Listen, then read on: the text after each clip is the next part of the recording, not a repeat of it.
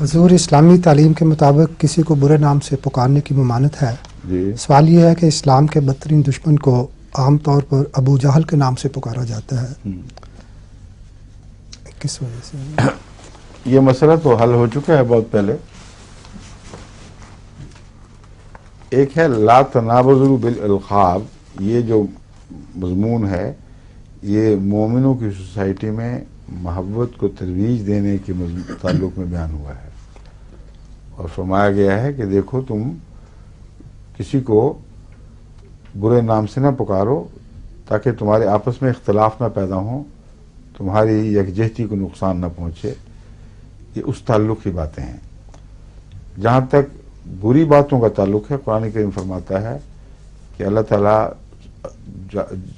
جہر بالسوء پسند نہیں فرماتا، الا من ظلم، سوائے اس کے جس پر ظلم کیا گیا ہو. اور اگر کوئی تمہیں برائی سے یاد کرتا ہے اور برے نام دیتا ہے تو اگر تم معاف کر دو تمہاری بہتر ہے، مگر اگر نہ کرو اور اتنا ہی کرو جتنا اس نے تم سے کیا تھا تو بالکل جائز ہے. یہ بدلہ لینے کا حق جو خدا نے ایک کامل عدل کے اوپر قائم فرمایا ہے، یہ وہ حق تھا جس سے مسلمانوں نے استعمال کیا ہے. حضرت صلی اللہ علیہ وسلم کو مذمم کہتا تھا محمد کی بجائے، اور بدبخت میں نام رکھے ہوئے تھے. اس لیے مسلمان سوسائٹی کا حق تھا، خدا نے دیا تھا کہ اس کو اس نام سے یاد کرو جو پر حکمت بھی ہے، جو حقیقی بھی ہے.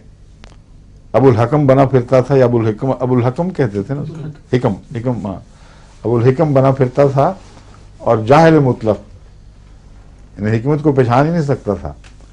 اس لیے اس نام میں تو بہت گہرائی اور سچائی ہے، لیکن دوسرے نام میں اس کے بالکل جھوٹ تھا.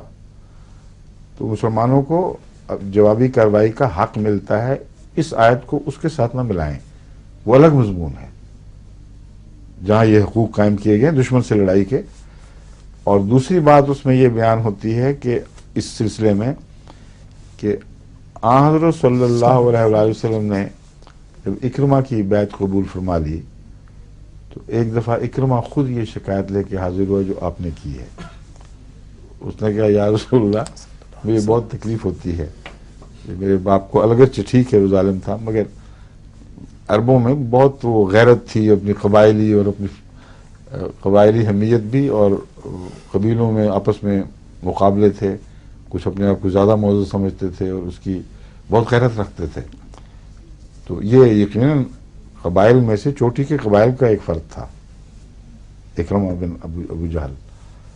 تو اس نے کہا یا رسول اللہ یہ کرتے ہیں تو مجھے تکلیف پہنچتی ہے، آپ نے منع فرما دیا کہ اس کی موجودگی میں نہ کہا کرو. سمجھے؟ تو وہاں مومن کو تکلیف چونکہ پہنچنی تھی جس کا قصور کوئی نہیں، اس لیے وہاں ضمنی طور پر یہ اس آیت کے تابع آ گیا تھا. اکرمہ کا نام تو نہیں رکھا گیا تھا، لیکن جہاں مومن کی تکلیف کا سوال تھا وہاں آپ نے اس حد تک روک دیا.